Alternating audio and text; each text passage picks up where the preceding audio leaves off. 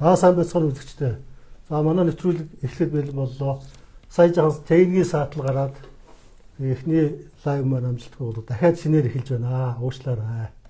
За өдрийн мэнд сайд байгаа.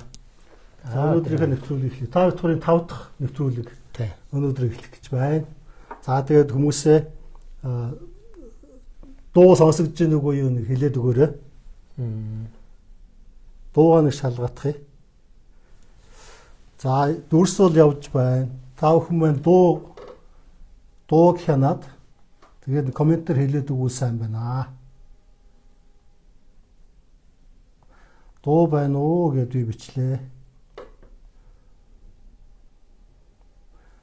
За коммент ирэх хүртэл бас нэг жоохон дилей гардаг. За яах нь.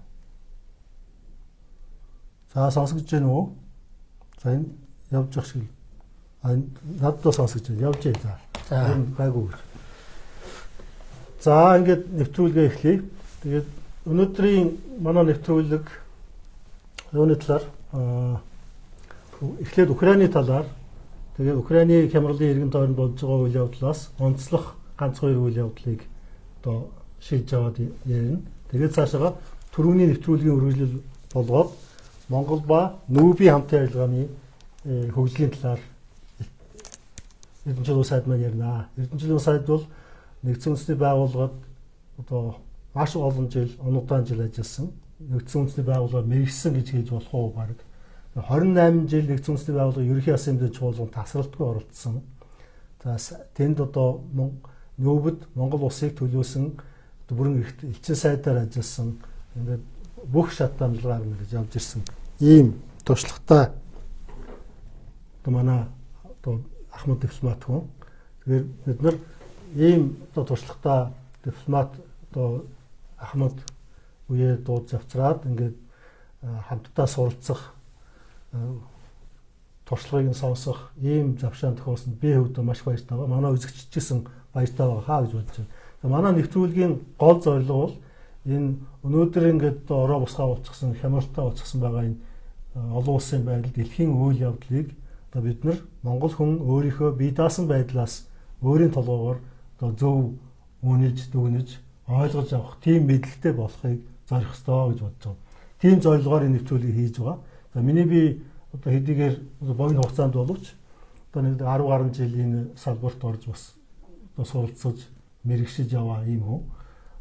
Сайд бол одоо насаараа ажилласан юм Ахмад дипломат. Тэгэхээр бид хоёр бол энэ олон улсын төвшөнд аль ч одоо их сургууль заадаггүй тийм логик, тийм мэдлэгийг одоо бас тодорхой хэмжээнд хүргэх байхаа гэж найдаж байгаа. Ер нь тийм зорилго тавьж байгаа.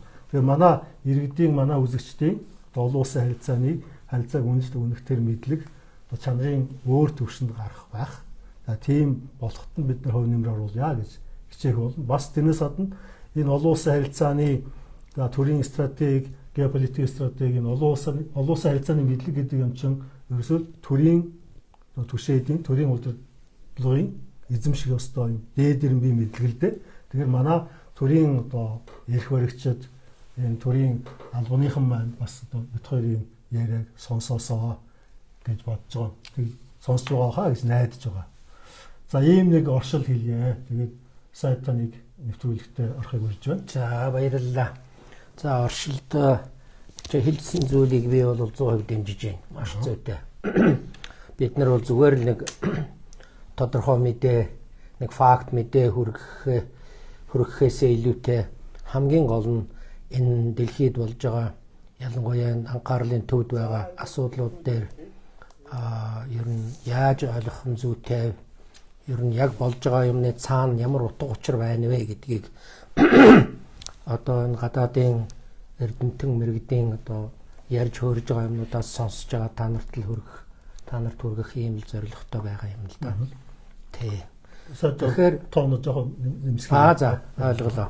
Тийм тэгэхээр би саяхан ерөөсөө би нэг 2 хоногийн өмнө мэдээ үзэжсэн чинь нэг сонин ярилцлагатаа тааралдлаа л да. Тэгээ энэ юутай холбоотой гэхээр одоо ерөөсөө энэ дайн яагаад үүссэн бэ? Би энэ үүссэн шалтгааны талаар бол тодорхой мэдээлэл гаргасан. Гэхдээ энд би хамгийн гол нь Америкийн тагнуулын ерөнхий газрын шинжээчээр аль 60-аад оны эхнээс ажиллаж байсан, олон жил ажилласан Рэй Макгаверн гэдэг хүний өгсөн ярилцлаганаас та нарт бас хүргье гэж бодож байна. Ягаад гэвэл энэ дээр бол их сонин мэдээнүүд гарсан байна лээ. Тэгэхээр эндээс бол ерөөсөө энэ дайн яагаад үүссэн юм бэ гэдэгт тодорхой хариулт болсон юм болов уу гэж би дотроо бодсон. Манай одоо энэ тэмдгүүл бас яриа үүсэж байгаа шүү дээ. Манайд ч гэсэн одоо энэ бол одоо Оросын холбооны улс төрөмгийлэл үйлдсэн байгаа. Ямар ч шалтгаангүйгээр одоо бие даасан тусгаар тогтносон улсын эсрэг дайралт хийсэн гэж ярьж байгаа. Тэгэхээр энд хариу болсон ийм зүйлүүдийг тэр Рэй Макгаверн гэж хүн ярьсныг би та нарт товчгоо яриад өгье гэж бодож байна. За нэгдүгээр тэнд юу хэлэх үү гэхээр ерөөсөө 21 онд ялангуяа 21 оны сүүлчээр байдал маш их хурцтаад ирж исэн үе. Тэгэхэд Оросын холбооны улс тухайлбал Оросын ерөнхийлөгч Путин, Америкийн нэгдсэн улсын ерөнхийлөгч тэр үеийн Байден, тэгээд НАТОгийн ерөнхий нэрийн бичгийн дарга байсан Столтенберг нарт захидал хөрвүүлсэн байгаа. Тэр захидалдаа бол ерөөсөө Европын аюулгүй байдлын баталгаа бий болгоё гэж. Тэгээд олон улсын гэрээ байгуулъя гэсэн санал гаргасан байсан. Тэрнийг бол ерөөсөө Америкийн талч гэсэн тэгээд НАТОгийн ерөнхий нэрийн бичгийн дарга аль нь ерөөсөө хүлээж авахгүй гэдэг хариу өгсөн юм байна лээ. Тийм. Ерөөсөө шуудхан. Өөрөөр хэлбэл энд тэр анхааралж тавиагүй үндсэндээ бид яавч энийг бол хүлээж авахгүй гэсэн эсрэг байр сууриас хандсан харамсалтай ийм үйл явдал болсон байна лээ. Энийг тэр Рэй Макгаверн гэдэг хүн бүр шууд өөрөө хэлж байна лээ. Аль нь бол шууд өгөө гэж хэлсэн гэж. Тийм. Тэгэхээр энэ тухай мань хүн Рэй Макгаверн юу гэж тодорхой баримтаар ярьж байгаа юм гэхээр энэ яг 21 оны 12 сарын сүүлчээр одоо тэр зул сарын баярын өдөр тэр үеэр Путин ерөнхийлөгч Байден ерөнхийлөгчтэй утсаар ярих гэж санал тавиад утсаар ярьсан юм байна лээ. Яг тэр үед Байден өөрөө гэртээ байсан байна. Тэгээд бас бид гэртээ ганцаараа байсан байна гэж бичсэн юм ярьсан байна лээ. Тэгэхээр тэр үед яриад тэгээд ер нь Украинд Америкийн нэгдсэн улс давшилтын пуужин байрлуулах гэж байна гэсэн мэдээлэл авсны үндсэн дээр энийгээ зогсоогооч. Эн чин байдлыг улам хурцдагнаа гэж Путин анхааруулж хэлсний хариуд Байден юу гэж хариулсан гэхээр за ойлголоо бид нэр байрлуулахаа болио гэж утсаар хариулахтаа хэлсэн гэж байна. Тий. Тэгсэн тэрний дараа юу болсон бэ гэхээр за тэр үеийн төрийн нэрийн бичгийн дарга өөрөөр хэлбэл гадаад хэргийн сайд гэсэн үг Блинкен гэж хүн байсан. Блинкентэй Женевт Лавров сайд Оросын холбооны улсын гадаад хэргийн сайд Лавров хоёулаа Женевт олон улсын хуралд оролцож явах үедээ таарлцсан юм байна. Тэр үеэр Лавров Блинкентэй шууд ерөөсөө уулзаад үгүй манай ерөнхийлөгч танай ерөнхийлөгчтэй утсаар ярьсан. Тэгээд та нар Украинд давшилтын пуужин байрлуулахгүй гэж одоо зөвшөөрсөн гэж одоо хэлсэн. Тэр юу болсон бэ гэж асуухад Блинкен ингэж хариулсан байна лээ. Тийм байхгүй гэж. Тийм байхгүй. Тэгээ нэгд хоёрдугаар наадхаа мартсан дээр гэж бүр. Тийм маягаар одоо хариулт өгсөн байна лээ. Тэгээ юу гэж хэлж гэнэ үү гэхээр ерөнхийлөгч гэртээ ганцаараа байсан. Яг одоо тэр зул сарын баярын өдөр байсан. Тийм учраас бид хажууд нь байгаагүй. Бид нар хоёрдугаар биднэрт Байден ерөнхийлөгч ямар нэгэн үүрэг даалгавар өгөөгүй. Огт ийм тухай яригдаагүй. Тийм учраас энэ тухай бид нар ярих юм байхгүй гэж хариулсан байна лээ. Энэ чинь их ноцтой мэдгэлэл дээ. Энэ бол зайлшгүй гарвштай. Тэгээ хоёр улсын ерөнхийлөгч хоорондоо ярьж чад байж хахад доодуулан жишээлбэл огт мэдэхгүй сууж яана гэдэг бол их сонин ийм үзэгдэл байгаа. Тэгээ шууд өгөөсгөж юм тий. Шууд өгөөсгөж байгаа юм. Тий. Гэртээ бараг тий шууд хэлж яана л дээ тэр. Гэртээ ганцаархнаа байсан. Тийм учраас бол одоо энэ тухай яриач байх юм байхгүй гэж хариулж байна гэдэг бол Байден ерөнхийлөгч нөгөө нэг орон гарын өвчний тухай бас Яг хөө тэр болох юм тийм ээ. бас тиймэрхүү ч юм бас хэлсэн байхыг бол үүсэхгүй л дээ. Тийм учраас энэ дээр бол тэгэл ерөөсөө эн чинь Лавров Байдентай чинь бишээ. Лавров чинь Блинкентэй 1 сарын 19-нд байна уу? Уулзсан гэж байгаа юм. Үгүй 21-нд юм байна. 2 сарын бүр 21-нд. Яг ерөөсөө дайны өмнөхөн. Тэгээд ерөөсөө тийм хариулт аваад тэгэл маргааш нь дан эхэлсэн байна шүү дээ хэрэг дээр. Тэгэхээр эн чинь ерөөсөө нэг юм хэлэх гээд байна л да. Эн чинь өөрөөр хэлбэл тэр хүн Рэй Макгаверн гэдэг тагнуулын газрын шинжээч хүн бол ерөөсөө шууд хэлж ийн л дээ. Эн чинь одоо ерөөсөө дан гаргахгүй байх бүрэн болцоо байсан. Гэтэл энийг Америкийн нэгдсэн улс төр НАТОч тэр аль аль нь хүлээж аваагүйгээс болоод дан үүссэн гэж ярьж байна. Тэгэхээр эн чинь одоо жишээлбэл Орос холбооны улсыг төмөглүүлсэн одоо ямар нэгэн шалтгаангүйгээр одоо бие даасан нэгэн улсын эсрэг одоо зэвсгийн хүчээр дайралт хийсэн гэдэг нь бол үний хэрэг дээр ийм байгаагүй юм шүү гэдгийг бол тодорхой харуулж байгаа нэг л юу л да. Дээр нь энэ дээр бас нэг чухал мэдээлэл байгаа л да. Энэ дан эхлээд л явангууд Оросын би энэ тухай ярьж байсан. Оросууд бол ерөөсөө Украиныг эзлэх гэж тийм зорилго тавиагүй. Тийм ч учраас ерөөсөө баг зэвсэг хүчний хүчнэр орсон байгаа юм. Тэр ерөөсөө 90 мянган хүнтэй орсон. Ер нь хэрвээ тухайн орны эвийн тухай чивэтэр бас ярьж байсан байх. Тухайн орныг эзлэе гэж бодож байсан бол 90 мянган цэргээр дайралт хийн гэж юм байдаггүй юм байна. Энэ бол цэргийн номлолд тэр нь бичээстэй байдаг юм байна. Тэгэхээр энэ дээр бол наацх нь сая 500 мянгаас илүү сая гаруй цэргээр ордог. Тэгэхээр одоо жишээ нь ийм бас жишээ татчих байна л дээ. 1939 онд Гитлерийн Герман Польш руу дайрахад Польшийг эзэлж авахд сая 500 мянган цэрэгтэй орж исэн гэж байна. Тэр хэмжээгээр л бодох ёстой. Тэгэхээр өөрөөр хэлбэл энэ хэмжээгээр л бодох ёстой юм байна л да ойролцоогоор. Тий.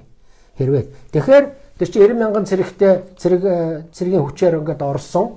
Тэгээд Киев руу их амархан их түргэн хурж очсон байгаа юм.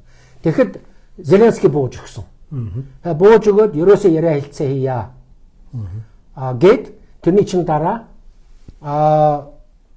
Стамбулд Зеленскийн төлөөлөгчд Путиний төлөөлөгчд уулзаад үндсэндээ гэрээний гол зүйл заалтууд дээр тохирсон байсан. Тэгээд үзгэлсэн байна лээ. Гарын үсэг зурсан биш. Үзгэлсэн байна лээ. Тэрнийг дараа нь тэгээд хоёр тал гарын үсэг зураад гэрээ байгуулсан бол энэ дайны асуудал тэгээд зогсгол байсан байхгүй. Бүрэн боломжтой. Бүрэн боломжтой байсан. Гэтэл тэрний дараахан Стамбулд гэрээнд гарын үсэг зурах гэж үзгэлчгээд үндсэндээ гэрээ бэлэн болцсон байна гэдгийг сонсонгуудаа Английн ерөнхий сайд хэн блэ нөгөө Борис Джонсон Байдентай яриад галс Украинд очсон байгаа юм. 3 сараас үеэр. Тий. Очоод тэгээ ерөөсөө тэгж хэлсэн байгаа юм. Чи хэрвээ та нар дайн зогсоох юм бол бид та нарт Европын орнууд Америкийн нэгдсэн улс НАТО та нарт тусламж үзүүлэхгүй. Хэрвээ та нар дайны үргэлжлүүлэх юм бол бид бүх талын дэмжлэг тусцааг үзүүлнэ гэж амлаад гарсан. Тэгээ тэр үед хараа сайд Английн нэг дрон үйлдвэрлэгчээс 1 сая паунд бэлнээр авчихсан гинэ. Зөв. Тийм тий. Бас тийм мэдээ явж ирсэн тий. Тэгээд ерөөсөө таслан зогсоосон. Тий. Тэгэл ерөөсөө Зеленский чинь тэгэл гэрээнд гарын үсэг зурах асуудал байхгүй болоод тэгэл дайн үргэлжлэл явсан. Гэрээ үзгэлцсэн байсан гэж та ярьж байна. Үзгэлцсэн байсан. Үзэглэх гарын үсэг зурах хоёр чи өөр тусдаа ойлголт байдгийн шүү. Тэрнийг бас зөв ойлгоорой. Тэгэхээр эн чинь юу гэсэн үг вэ гэхээр тэнд одоо бас мэдээгээр янз бүрийн юм гарч ирсэн. Одоо Оросын танкнууд Киевд очиж маш их хүчтэй тулгарсан учраас тэнд шавранд бараг зоогдсон. Мэтэр ийм мэдээнүүд зөндөө гарч ирсэн. Энийг бол манай иргэд сонссон байгаа байх гэж би бодож байна. Тэгэд яг хэрэг дээрээ юу болсон бэ гэхээр энэ хүн юу гэж ярьж байна вэ гэхээр танкнууд нь зоогдоогүй. Танкнууд нь хурдны зам дээр нь парклаа зогсож байсан. Тэгээд Стамбул яриа хэлцээ эхэлсний дараа тэр танкнууд чинь эргээд буцаад эргээд явсан гэж байна. Тэр хэлцээрийн дагууд шүү дээ. Тий. Тэр учраас хэлцээгээ үзэглэе гэдэг юм руу орсон байна. Тий. Тэгэхээр ийм л юм байдал тийм л байсан байна. Тэгэхээр энэ дээр бол ер нь хэн энэ дайн хэрэг дээрээ үүсгэсэн бэ? Хэний өдөө хатгалтаар ийм байдал үүссэн бэ? Дайн яагаад үүссэн бэ гэдгийг эндээс бол маш тодорхой би харагдж байгаа болов гэж бодож байна л да. Тэгээ сайн санаж байна нөгөө цэргээ татах үед нь бучаад одоо бузар болоо юм хийлээгээд тий. Тэгээд яг батлагдаагүй тийм ээ. Батлагдаагүй. Тэр чинь ерөөсөө Украинчууд өөрснөө хийсэн гэдэг нь батлагдсан байгаа байхгүй юу? Харваас биш нөгөө бодолтны тэр юм хийгээд уурамч байсан илэрч байсан л да. Зургаас. Тийм учраас байдал бол ийм байсан. Тэгэхээр энэ бол би сас энэ Украины дайн яагаад эхэлсэн бэ гэдгийг бас нэг тодорхой нэг ийм баримтаар бас иргэддээ бас тайлбарлаад хэлчихсэн зүйтэй болов гэж би бодож байна. Дээрээс нь бол яг сүүлийн үед одоо юу болж байна вэ гэхээр одоо нийтдээ болвол одоо чинь Луганскийг 100% чөлөөлсөн байгаа. За Донецкийн ойролцоогоор 75%-ийг чөлөөлсөн байгаа. За Запорожийн бас 73%-ийг чөлөөлчихсөн байж байгаа гэж. За юуг Херсоныг бас мөн адил. Тэгэхээр одоо эн чинь цаашаа ингээл өргөжлөл явж байна. Тэгээ одоо бол их чухал стратегийн хоёр том хотыг Оросын цэргүүд бол үндсэндээ эзлэхэд бэлэн болцсон байна гэж мэдээ гарч байна. Тэр нь бол Покровск, Краматорск хоёр байдаг юм байна. Тэгэхээр Покровск, Краматорск хоёрын ач холбогдол нь юунд байна вэ гэхээр ерөөсөө тэр хоёр хот чинь ялангуяа Покровскийг бол ерөөсөө хамгийн их сайн бэхэлдсэн тийм газар. Тэгээд тэрнийг бол Зеленский тухайн үедээ бол Покровскийг Оросууд хизээд эзэлж чадахгүй гэж ярьж ирсэн байна лээ. Тэгэхээр одоо бол Покровскийн зарим хэсгийг Оросын цэргүүд үндсэндээ эзлээд эхэлчихсэн юм байна. Тэгээд тэр тухайн мэдээлэл бас гарч байгаа юм байна лээ. Тэгээд Покровск, Краматорскийг эзэлнэ гэдэг чинь ерөөсөө үндсэндээ зүүн тишээгээ Оросын цэргүүд давшлаад явхад ерөөсөө үндсэндээ зам нь нээгдэх юм байна гэж. Тэгээд эн чинь бол ерөөсөө гол бас нөгөө төмөр замын тэгээд хурдны замын зангил газар байдаг юм байна. Тэргээр чинь ерөөсөө Украины цэргийн бүх одоо хангалт нь бол тэр хоёр замаар явдаг юм байна л да. Тэгэхээр энийг алдна гэдэг чинь бол ерөөсөө стратегийн том ялагдал хүлээнэ гэж ийм мэдээ гарч байгаа юм байна. Тэгэхээр энийг бол бас мэдээлчгэн зүйтэй байх гэж бодож байна. За ерөнхийдөө байдал бол Украины байдал бол ийм байна. Тэгээд саяхан нэг юу гараад байсан.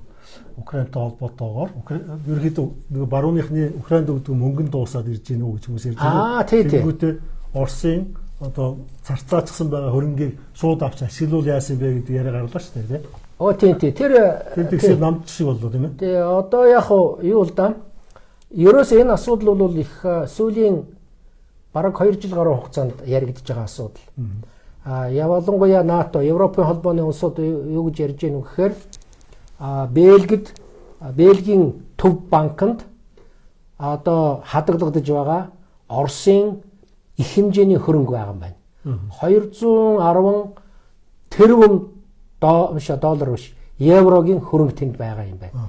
Тэгэхээр тэрнийг бол Оросууд хэрэглэх өөрсдийнх тэр бол Оросын хөрөнгө шүү дээ.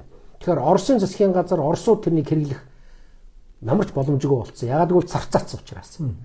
Тэгэхээр тэд нэр Европын орнууд яаж яах вэ гэхээр энэ зарцаасан хөрөнгөний одоо хадгаламжийн хүү гэж байдаг юм байна. Дээр нь энэ хөрөнгөнөөс гарч байгаа энэ хүүг бас цааш нь хөрөнгө оруулалт хийж мөнгө олдго юм байна. Тэгэхээр энэ хоёр төрлийн хөрөнгийг ерөөсөө Украинд тусламжийн маягаар одоо шилжүүлэе гэж ярьж байгаад энийг хийгээд эхэлсэн юм байна. Аль дээрээс тийм ээ? Аль одоо дээрээс хийгээд эхэлчихсэн. Тэгээ хамгийн сүүлийн мэдээлэл гэхтэл одоо тэр татврын одоо тэр биш татвар биш нөгөө хүүгийнх нь 1.7 тэрбум долларын тусламжийг хөрөнгийг жишээлбэл Сингапур гэн Украин шилжүүлсэн гэсэн медиа гарсан байна лээ. Тэгэхээр энэ 1.7 тэрбумаар зогсохгүй л дээ. Өмнө нь бас шилжүүлсэн бол бас нэлээд хэдэн тэрбум евроны хөрөнгөний асуудал яригдж байгаа юм байна гэж. Тэгэхээр энэ дээр бол бас нэг юм хэлэх хэрэгтэй л дээ. Энэ Бельгид энэ хөрөнгө нь зарцаагдсан байгаа ч гэсэн Бельгийн ерөнхий сайд сая сүүлийн үед ер нь их тийм мэдгэл хийж байна лээ. Тэрэн дээрээ бол ерөөсөө энэ Оросын хөрөнгийг хамаагүй ингэж ашиглаж болохгүй. Энийний цаана одоо санхүүгийн болон олон улсын эрх зүйн томоохон асуудлууд гарч болзошгүй. Өөрөөр хэлбэл Бельгийн засгийн газар энэс ч юм болж том асуудалд холбогдож магадгүй гэдгийг ерөнхий сайд нь өөрөө хэлж байна лээ. Тэгээ манай юу гэж хэлж яах вэ? Манай хүнтэйгээ юу гэж хэлсэн бэхээр ерөөсө хэрвээ асуудал үүсэх юм бол энэ Бельгийн засгийн газар дангаараа хариуцлах нь хүлээхгүй шүү.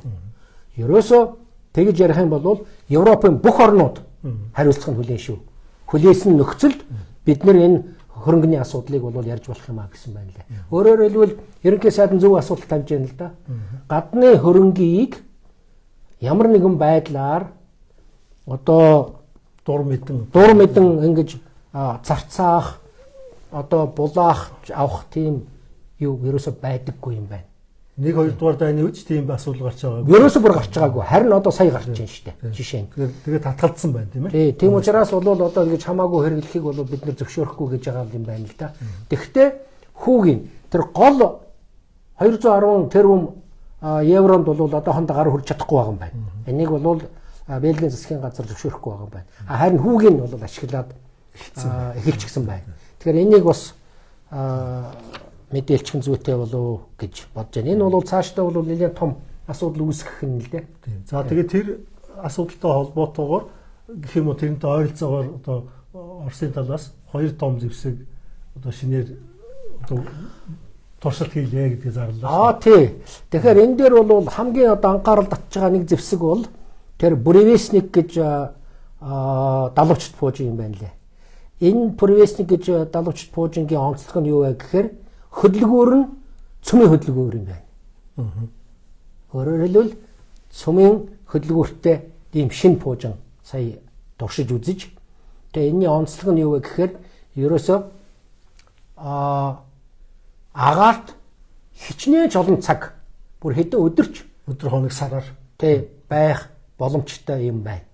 Ягаад гэвэл одоо жишээл жирийн бензинээр ч юм уу одоо түлш хэрэглэхгүй цөмийн хөдөлгөөр гэдэг чинь бол тэр чинь ерөөсөө дээр үед одоо миний сонсч яснаар одоо Ленин гэж одоо том ус онгоц байсан шүү дээ. Тий. Тэр бол одоо хойд мөсөн далайгаар явхад тэр мөсийг хагалж тэгээ араас нь ингээд худалдааны ус онгоцууд хамт явдаг байж. Тэгээд мөсийг хагалаад ингээд явдаг. Тэр ус онгоц тухайн үедээ одоо би 60-аад оны өнгөрсөн 160-аад оны юмыг ярьж байна. Тэр үед тэр Ленин гэдэг том ус онгоц чинь цөмийн хөдөлгөөртэй байсан. Тэгээд нэг жилийн одоо хэрглэж байгаа юу н түлшин чүдэнзний хайцанд багтдаг байсан гэж ярьж байна. Чүдэнзний хайцанд багтдаг байсан. Ийм мэдээлэл тухайн үедээ явж байсан. Цөмийн түлшин өөрөөр хэлбэл чүдэнзний хайцанд багтах хэмжээний юм байсан. Тэгэхээр эн чинь тийм том ус онгоц чүдэнзний хайцаг хэмжээний түлш хэрглэж байхад энэ Буревестник гэдэг чинь жижигхэн юм байгаа шүү дээ. Дэрэгдэн. Тэгээд цөмийн цэник тосоо тээвэрлэх боломжтой. Цөмийн одоо ямар ч цэник тээвэрлэх боломжтой юм. Тэгээд цөмийн цэник. Тэгэхээр энийг бол одоо хөөргөөд тэр чи одоо дэлхийн яаж ямар ч өнцөгт одоо ингээд аль ч өнцөгт тэр ингээл агаарт ингээд явж явахыг бол ерөөсөө үүсэх аргагүй болцсон. Тэгэхээр чи одоо хугацаагаар саях бол юу вэ? 15 цаг ниссэн гэж байгаа юм. Тэгээ нийтдээ 14,000 км зам туулсан ийм пуужин байна. Тэгэхээр эн чинь их тийм ерөөсөө энэ Путин ерөнхийлөгч өөрөө хэлж байгааг би сонссон л доо. Ерөөсөө энэ Путин үйлдвэрлэж ийсэн одоо боловсруулж ийсэн эрдэмтэн мэрэгдэн бол ерөөсөө энэ боломжгүй гэсэн юм ярьж ийсэн гэж. Тэгэхээр энийг бол одоо боломжтой болгоцсон яг одоо ингээд сайн туршаад үзчихлээ л дээ. Тэгэхээр одоо энийг цааш ингээд хийгээд явах нь. Тэгэхээр энэтэй холбогдуулаад ямар асуудал гарч ийнө гэхээр дөнгөж саяхан ерөнхийлөгч Трамп Малайз Азийн орнуудаар айлчлаад тэгээд Өмнөд Солонгосын Бусан хотод очиж тэнд хуралд оронгоо Хятадын дарга Ши Жинпинтэй уулзаад явсан. Тэд нэр ер нь бол 3-4 цаг уулзахаар төлөвлөж байсан. Гэхдээ уулзалтанд цаг хагас болоод дууссан байна лээ. Тэгээ ер нь бол Америкийн ерөнхийлөгчийн хэлж байгаагаар бол ер нь уулзалт бол тийм нааштай аятайхан уулзалт болсон. Тэрний үндсэн дээр одоо зарим бараа таваар дээр өөрийнхөө нөгөө юг татварын хэмжээг 10%-аар болгохаар шийдвэрлэлээ гэж байсан. Тэгээд бодвол худалдааны яриа хэлцээ цаашаа үргэлжлээд бусад бараа таваар дээр хэрхэн яаж буулгах эсгээ Хятадын талтай Америкийн тал ярилцах юм байна лээ. Ер нь бол одоо маш их өндөр татвар тавьчихсан сууж байгаа. Тэгээд 47% хүртэл буулгасан гэж байна лээ. Тэгэхээр 47%-тай байна гэдэг бол ерөөсөө тэгэл их л айлал тал нь их л хохирхол тийм л байдалтай байна л да. Тэгэхдээ хятад зүгээр суухгүй л дээ. Яг адилхан хариуг л барьсан байгаа байхгүй юу? Худалдааны дайныг дараа бас дэлгүүж ярина. Тэгээд тэгж явах явцдаа Брюссельтэй холбоотой нэмэлт хийдэггүй яав. Энэ Трамп. Тий. Тэр юу гэж ярьсан гэхээр ерөөсөө одоо энэ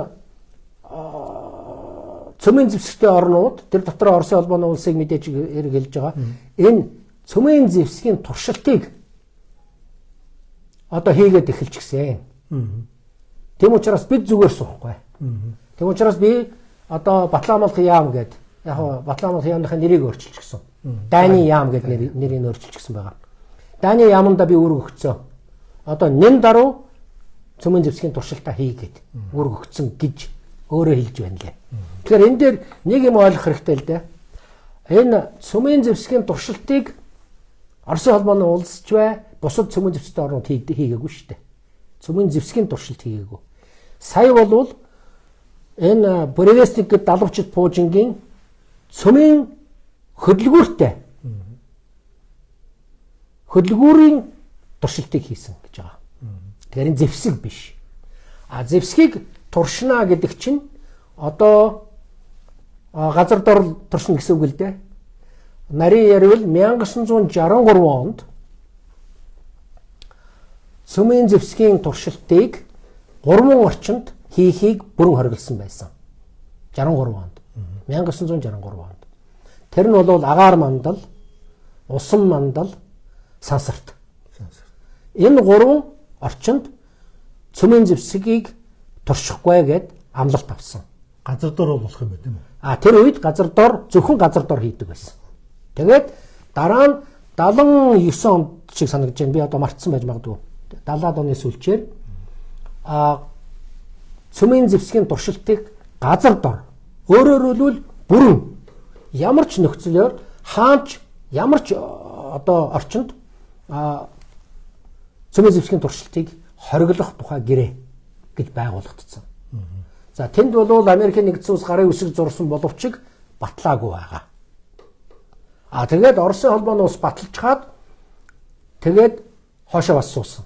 Ягаад гэвэл Америк батлахгүй бол бид батлахгүй гэсэн санаа л да. Тэгэхээр энэ хоёрыг ялгах хэрэгтэй шүү гэж би юуны төрөнд хэлмээр байна. Энэ цөмийн зэвсгийн би өөрөө энэ гэрээг бүр тухайн үедээ маш их нарийн судалж ирсэн хүн. Тэ. Тэгэхээр одоо бүр тэр байтугай цөмийн зэвсгийн туршилтыг бүх орчинд хориглосон тухай гэрээний хэрэгжилтийг хяндаг байгууллага байгаа. Тэ. Хяндаг байгууллага байгаа. Бүр сонирхуулаад хэлэхэд энэ байгууллагын даргын суудалд би өрсөлдөж ирсэн. Тухайн үедээ. Энэ нэг сонин мэдээ. Цөмийн зэвсгийн асуудал бол таны одоо үеийн бас нэг халуун бүр топ. Би энэ чинь бүр судалж ирсэн бүр асуудал. Таны мэрэгжлийн арга мэрэгшил. Одоо зүгээр нэгэн зүйлийг мартсан болохоос биш Би энийг үнэхээр судалж ясал да үнэндээ ч гэж. Тэгэхээр байдал бол ийм байна. Тэгэхээр энийг хоёрыг ялгаж сурах хэрэгтэй.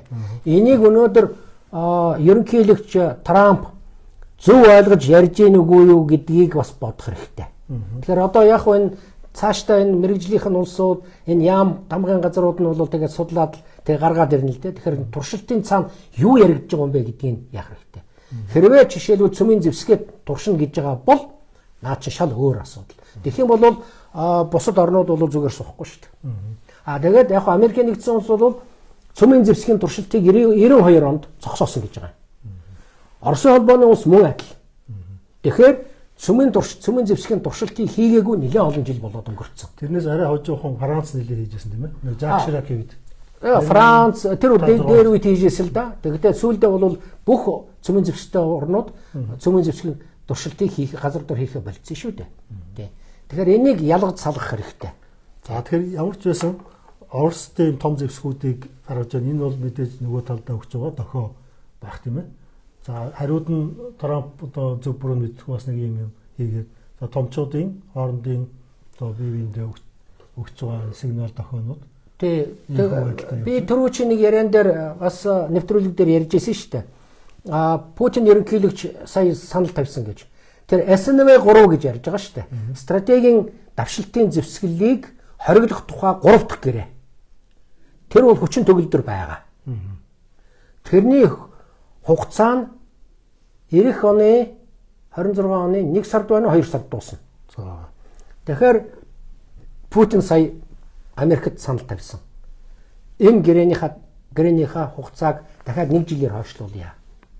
Өөрөөр хэлбэл энэ заалтуудын хатуу баримтлаад явъя. Тэгэх юм бол энэ чи их чухал. Би түрүү ярьж ирсэн шүү дээ. Энэ цөмийн зэвсэгтэй хамгийн их цөмийн зэвсэгтэй 2 гүрэн л байна шүү дээ. Тэр нь бол Оросын холбооны улс, Америкийн нэгдсэн улс хоёр. Сая Трамп ерөнхийлөгч онгоцондоо ярилцлага гэж байхдаа хэлж яана л дээ. Америкийн нэгдсэн улс бол хамгийн их цөмийн зэвсэгтэй гэж. Тэр бол худлаа л да. Тэг чинь Оросын дараа ордгийг. Тоогоор. Цөмийн зэвсгийнхаа тоогоор Оросын дараа ордгийг. Орос ч ойролцоогоор одоо 5,000 6,000 евро ер нь төгсөж байгаа. Америкийнх бол 5,000 гаруйтай байгаа. Тэгэхээр тоогоороо бол Оросын холбооны улсын дараа явж байгаа шүү гэдгийг энд хэлэх хэрэгтэй л дээ. За тэгээд ямар ч байсан эхний одоо Украины хямралыг тойрсон. Тэгээд түүнтэй холбоотой олон улсын олон улс болж байгаа томоохон үйл явдлуудаас баг зэрэг ярьлаа. Ер нь яг манай нэвтрүүлэг бол ийм одоо өдөр тутмын ийм үйл явдал холбоотой мэдээлэл нэг хөөхгүй. Дэлхийн нийтийн дэлхийдэр болж байгаа энэ том үйл явдлуудыг томоохон үйл явдлыг том зургаар харж тэрний одоо суур болсон логикуудыг тайлбарлах, ярих, цаашдын хандлагыг одоо болж байгаа үйл явдал цаашдын хандлагыг таамаглахад хэрэг болох тийм мэдлэгийг л ухаж төвхөж ярья гэсэн ийм ерөнхий зорилго одоо жанжин шугамтай нэвтрүүлэг гэдгийг дахин сануулъя. Ингээд манай өнөөдрийн нэвтрүүлгийн үндсэн сэдв Монгол ба нүүб гэдэг рүү орно.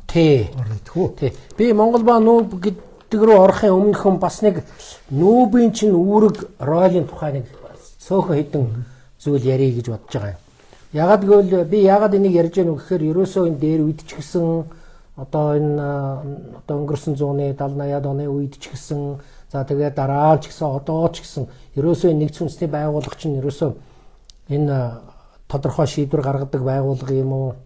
Эсвэл одоо зүгээр нэг яриа хэлцээний механизмаас цаашгүй тэндээ очиод хэрүүл маргаан хийдэг л газар уу гэсэн ийм шүүмжлэлүүд бол энэ тэндгүү гардаг л да. Тэгэхээр энэ дээр бол бас аль талд нь байна шүү дээ. Үнний тал байгаа гэдгийг хэлэх хэрэгтэй. Үнэхээр одоо нэгдсэн үндэсний байгууллага бол ерөнхий ассамблеийн гаргаж байгаа шийдвэр бол зөвлөмж recommendation гэж гардаг. Энийг бол биелүүлж болно, биелүүлэхгүй байж болно. Гагцгүй бид юу гэж үздэг вэ гэхээр энэ бол улс төрийн нөлөөг нэг хардаг. Өнөөдөр үнэхээр өөрийгөө муухагаар харагдуулъя гэсэн улс дэлхий дээр байхгүй шүү дээ. Аль болохоор өөрийгөө зөв харагдуулахыг л боддог. Тэгэхээр нүүб чинь өөрөө олон талт дипломатын гол талбар. Өнөөдөр энэ байгууллагт чинь 193 улс гишүүнээр элссэн байж байгаа. Тэр утгаараа бол энэ байгууллагын одоо ач холбогдлыг тэгж юу гэж хамаагүй бууруулж ярьж болвол би болохгүй болоо гэж бодож байна. Тэгэхээр энэ олон талт дипломатын гол талбар гэдэг утгаар нь энэ дээр бол олон улсын том асуудлуудаар улс орнуудын байр суурь тэнд гарч ирдэг. Нөгөө ерөнхий ассамблеийн ерөнхий шүүмжил гэж байдаг. Энэ дээр төр засгийн тэргүүнүүд, гадаад иргэн сайд нар ирж өөрийнхөө улсын одоо байр суурийг энэ олон улсын том асуудлуудаар байр суурийг илэрхийлдэг газар. Энэ бол нэг ёсондоо тэн дээр бид ингэж бодож байна, ингэ асуудлыг ингэж шийдэх хэрэгтэй гэдэг зүйлүүд яригддаг учраас энэ бол дэлхий дээр тардаг чухал механизм байгаа байхгүй юу. Тэгээд тэнд бол яриа хэлэлцээ хийдэг чухал механизм. Дээр нь маш олон том олон улсын гэрээнүүд байгуулагдсан шүү дээ. Тэгэхээр энийг бол мартаж болохгүй. Өнөөдөр хэдийгээр олон улсын гэрээний ач холбогдол заримдаа их суларч байгаа гэж ядаа ярьдаг боловч энэ олон улсын одоо хууль эрх зүйн одоо үндсийг тэнд боловсруулж байгаа газрыг бол энэ ач холбогдлыг бол бас бууруулж болохгүй л дээ цаашдаа. Тэгэхдээ харамсалтай нь бол сүүлийн үеийн одоо энэ байдал бол бас ер нь олон улсын гэрээний ач холбогдол ер нь их буурч байгааг харуулж байна л да. Чивэтэр бас ярьж байсан шүү дээ. Нөгөө Минскийн гэрээ хэлцээрийг дөнгөж байгуулагдсны дараахан Зеленский би энэ гэрээг чинь биелүүлэхгүй гэд хэлчихсэн байж байдаг. Дээр нь дараа нь Ангела Меркель Францын ерөнхийлөгч байсан Оланд хоёр юу гэж ярьлаа. Энэ гэрээг анханасаа бид нэр хэрэгжүүлэх бодлого байсан гэд ярьчихсан. Энэ чинь өөрөөр хэлбэл улс орнууд нэг нэгэндээ итгэл хүлээлгэж чадхаа байж гэн л гэдгийг л харуулж байгаа байхгүй юу. Итгэл байхгүй болно гэдэг чинь улс хоорондын харилцаа тэгээд дандаа хурцдмал байна л гэсэн үг шүү дээ. Хувь хүмүүсийн хувьд ч гэсэн адилхан ялгаагүй шүү дээ. Би энэ тухай ярьж ирсэн. Хоёр хүн нэгнтэйгээ ингээд итгэлцэл байхгүй бол ямар ч асуудал зөв шийдэгдэхгүй шүү дээ. Тийм учраас энэ зөв нэгийгээ ойлгох, нэгэндээ итгэнэ гэдэг чинь бол хамгийн чухал юм. Тэгэхээр энэ итгэлцэл дээр л бүх юм суурилдаг ойлгох хэрэгтэй л дээ. Би тэгээ тухайн үедээ ярьж ирсэн шүү дээ. Энэ Европын хүйтэн дайн чинь 45 оноос 90 он хүртэл үргэлжиллээ шүү дээ. 55 жил. Тэгэхэд Хельсинкийн одоо тунхаглалыг батлахад 30 гаруй жил шаардлагадсан шүү дээ. Тэр үнэхээр их чухал тунхал гарсан. Тэн дээр бол ер нь хоорондоо улс орнууд хэрхэн ямар үндсэн дээр харилцаа холбоогоо хөгжүүлэх вэ гэдгийг чинь тэр зарчмуудын үндсэн зарчмуудын тэнд боловсруулаад гаргацсан байгаа байхгүй юу. Тэгэхээр энэ зарчмуудыг баримтгал юм болвол нөгөө нэгнтэйгээ дайдах асуудал бол гарахгүй байхгүй юу. Тэгэхээр байдал бол өөр болчиход байна л да, харамсалтай. Тэгэхээр энэ дээр бол харин нэгдсэн үндэсний байгууллагад заавал биелүүлэх шийдвэр гаргадаг байгууллага бас бий. Одоо нүүбийн 5 том байгууллага байдаг. Тэрний нэг нь аюулгын зөвлөл гэж. Тэгээ аюулгын зөвлөлөөс гаргасан шийдвэр заавал биелүүлэх ёстой шийдвэр байдаг. Харамсалтай жишээлбэл зарим улс орнууд гаргасан шийдвэр нь бол хэрэгжүүлдэггүй л дээ. Одоо жишээл хамгийн гол нэг улс бол Израиль байгаа. Одоо Израилийн одоо тэр энэ ойрхон тооны асуудлыг шийдвэрлэхэд маш их олон том гэрээ хэлцээрүүд байгуулагдаж байсан. Энэ тэнд одоо нүүбийн зэвсэгт хүчин олон жил ажиллаж байсан. Үйл ажиллагаа явуулж байсан. Инх таймныг тогтоох үүднээс. Тэм учраас энэ бол бас хэрэгтэй л байгуулга л да. Тэгээд аюулгын зөвлөлийн гаргаж байгаа шийдвэр бол аюулгын зөвлөлийн 5 байнгын гишүүн орны нэгдсэн саналын үндсэн дээр байгуулагддаг. Тэ. Одоо жишээл зэвсэг одоо нэг одоо аль нэг тийшээ явууллаа гэхэд энэ 5 гүрний нэгдмэл санал заавал байж ээж тэр шийдвэр гардаг гэдгийг бас манайх мэдж авах хэрэгтэй. Монгол шиг улсын хувьд бол ялангуяа Монгол шиг улсын хувьд бол одоо нүүб гэдгийн талбарыг маш сайн ашиглах хэрэгтэй юм уу? Тэгэлгүй яах вэ? Одоо жижиг орнуудын хувьд бол үнэхээр их чухал талбар л да. Манайх бол тэнд энэ тухай би одоо их тодорхой ярина. Тэгээ энэ тухай бол одоо ярихаасаа өмнө би бас нэг ганц хоёр зүйл энд нэмээд хэлчихмээр байна. Тэгээ энэ нүүб гэдэг чинь ийм байгуулга юм аа. Тэгээд тэр үед бол одоо ингээд тухайн үедээ бол 45 оноос хойш 90 он хүртэл хоёр систем байлаа шүү дээ. Тэгээд хоёр систем байсан үед тэр үед одоо нэг 3 дахь ертөнц гэж гарч ирж байсан. Тэр нөгөө хөгжиж байгаа орнууд. Тэ. Эвсэлдүүл нэгдэх хөдөлгөөн ингээ гарч ирж байсан. Энэ бол үнэхээр их хүчтэй том бүлэг улс гэ гарч ирсэн. Аль энэ үйл явц нь бол 55 оноос эхлээд Бандунгийн баг хурал болоод Панчашилгийн 5 зарчим гээд батлагдаа. Тэгээд 61 онд одоо эвсэлдүүл нэгдэх хөдөлгөөн гэж бүр бие даасан байгууллага гарч ирсэн. Тэ. Манай улс энэ байгууллагад 92 онд хэлсэн. Одоо бүрэн эрхт гишүүнээр хэлсэн. Тэр бүрэн эрхт гишүүнээр элсэх хуралд нь одоо манай талаас Монгол улсын гадаад хэргийн сайд гомбосрон би тэгэхэд нүүбэд байнгын төлөөлөгчөөр ажиллаж байсан. Бид ингээд энэ хуралд орж исэн байхгүй юу. Тэгээ яг тэр үед 92 онд манай улсыг эвсэлдүүл хөдөлгөөний гишүүнээр элсүүлж авч исэн. Дараа нь бид бас 77-гийн бүлэг гэж би бас тухайн үедээ ярьж исэн. Энэ бол эдийн засгийн нийгмийн асуудлыг хэлцдэг хөгжиж байгаа орнуудын том бүлэг байдаг. 77 гэж анх байгуулахдаа 77 улс байсан. Одоо 140-од улс энэ бүлэгт бол багтдаг юм байгаа юм. Монгол улсынд ордог. Эвсэлдүүл нэгдэх хөдөлгөөнийхэн нүүбийг бол одоо маш сайн ашиглаж байна уу? Тэгэлгүй яг одоо эн чинь 60 оноос эхлээд л одоо Африк, Аз, Латин Америкийн орнууд чинь бол одоо их олноороо орж ирсэн шүү дээ. Тэгэхэд бол үнэхээр хүчний харьцаа нүүбэд бол маш их өөрчлөгдсөн. Би энэ тухай ярьж ийсэн. Тэгэхэд бол ерөөсөө тэгэхэд социалист орнууд хөгжиж байгаа орнуудтай бол олон талаар бол нийлж ийсэн. Гол улс төрийн асуудлуудаар бол одоо зөвлөл холбоот улс социалист бусад орнууд эвсэл нэгдээгүү орнуудтай бол ингээд хамт үндсэндээ явж ийсэн. Тэгээд эвсэл нэгдээгүү орнуудыг бол тухайн үедээ бол өөрийнх нь зам ёсны холбоотон гэж үздэг байсан. Тэгээд улс төрийн гол асуудлуудаар юу яаж исэн? Санал нэгтэй оролцдог байсан л да. Тийм ч учраас жишээлбэл барууны орнууд бол жишээлбэл нүүбийг бас шүүмжлэх бас дургуутсах тийм тал байдал бол гарч ирсэн л да. Тий. Зүгээр манай улсын хувьд бол яг энэ дээр 90-ад оноос манай улс чих одоо нарчлалд шилжиж исэн үе. Тэгэхэд бол манай дотоод байдал бол эдийн засгийн нийгмийн байдал бол маш их хүнд байсан. Тухайн үед бүр манайхан өөрсдөө монголчууд ярьдаг л байсан. Лангуун дээр давснаас өөр юм байхгүй байна. Тийм бүх юм одоо картын бараанд шилжээд орцсон гэж одоо яригдж байсан үе. Тийм л байсан үе л дээ. Тийм. Тэгэхээр энд бол дотоодынхаа юмнуудтай одоо орооцолдоод байхаас өөр аргагүй ч байсан байх. Гэхдээ тэр үед бол үнэхээр энэ эдийн засгийн хүнд байдлаас гарахад өрөндийн орнууд бол өрөндийн хөгжилтэй орнууд их том тусламж үзүүлсэлтэй. Ялангуяа Япон гэдгийг онцлон тэмдэглэх хэрэгтэй. Япон улс бол одоо Монгол оронд хамгийн их хэмжээний зээл тусламж үзүүлсэн орн. Тий. Тэгээ үнэхээр энэ бол одоо хэдэн жилийг давхад бол одоо их том дэмжлэг тусалцаа болсон.